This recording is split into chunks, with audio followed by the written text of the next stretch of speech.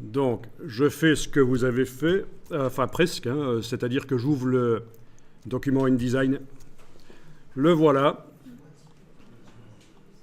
Alors, la palette des outils, ici, elle n'a pas l'air d'être là. Je vais aller la chercher. Me dit Window Tools. Le voilà.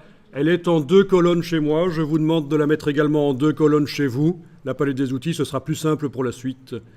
Donc, avec la petite double flèche à cet endroit-là, vous allez pouvoir faire passer la palette des outils en 2 colonnes. Dans le bas de la palette des outils, quand elle est en 2 colonnes, vous avez 2 cases. La case de gauche doit être enclenchée.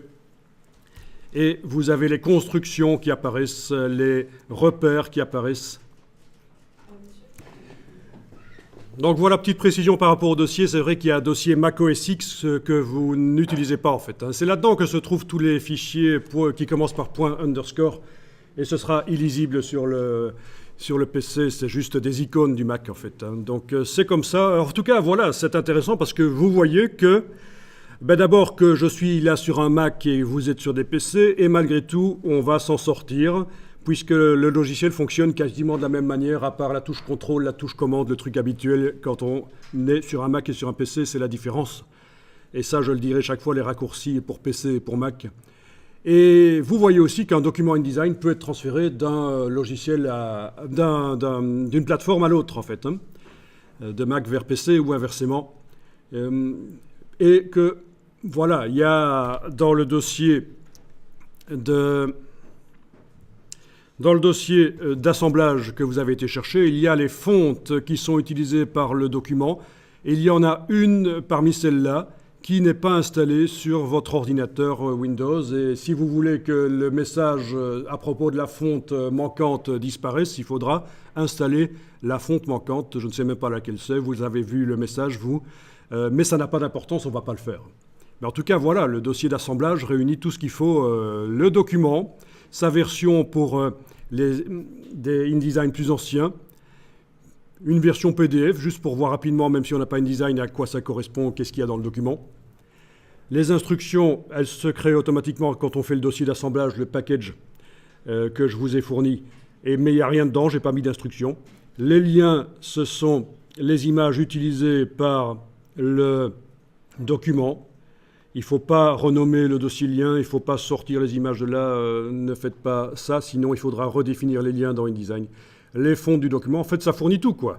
Anciennement, quand on voulait envoyer un document à l'impression chez l'imprimeur, on lui fournissait un dossier d'assemblage. Ça ne se fait plus maintenant parce que c'est trop compliqué, à moins qu'on ait une très bonne raison de le faire. Ce qu'on donne à l'imprimeur, c'est un PDF. Et pas ce PDF-là, parce que le PDF-là, c'est un PDF RVB, parce que mon document contient des couleurs RVB, créées par mélange de lumière rouge, vert, bleu, notamment la couleur verte ici. Voilà. Les images sont RVB, donc pour une impression, il faut lui fournir à l'imprimeur un PDF CMJN. Ça se fait au moment où on exporte le PDF.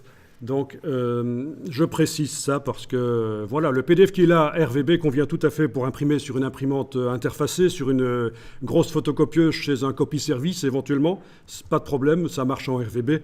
Par contre, l'imprimeur, il a besoin de couleur CMJN parce que sa presse, en réalité, c'est 4 presses cyan, magenta, jaune, noir, mises l'une à la suite de l'autre. Le papier passe d'une presse à l'autre. Il faut vraiment qu'il y ait 4 canaux, en fait, hein. 4 canaux, cyan, magenta, jaune, noir. Ok, donc vous avez la palette page. Si vous ne l'avez pas, vous la faites apparaître. Menu, fenêtre, page. Et la palette page, chez vous, elle est sans doute différente d'aspect. Vous voyez que vous pouvez essayer de l'élargir, la palette page, avec sa petite case en bas à droite. Plutôt qu'elle soit verticale comme ça. Oui, si vous voulez la détacher, c'est la prendre par son onglet. Si jamais elle est attachée comme ça sur le côté, je clique là-dessus, puis je glisse sur l'onglet page. Et voilà, elle est détachée. Et puis je vais l'agrandir par sa petite case en bas à droite. Et donc vous voyez que moi j'ai les pages qui se présentent d'une manière assez particulière, l'une à côté de l'autre.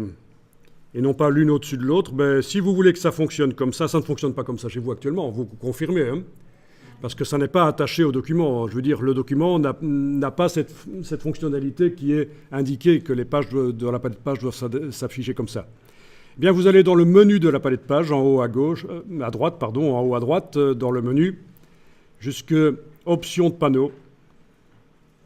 Et là, vous allez décocher Montrer verticalement. En ce qui concerne les masters, les gabarits, donc ce qui se trouve au-dessus dans la palette page, les modèles de page en quelque sorte, il faut décocher Montrer verticalement, afficher verticalement. Ensuite, pour que les pages elles-mêmes du document, ce qui se trouve là dans le bas de la palette page, soient également affichées horizontalement, il va falloir aller dans le menu de la palette page jusque Afficher les pages horizontalement. Et là, vous aurez une palette page qui sera comme la mienne. Ça peut être sympa de voir un document comme ça, plutôt que d'avoir un long chemin de fer. On appelle ça un chemin de fer vertical, ce que InDesign propose d'origine.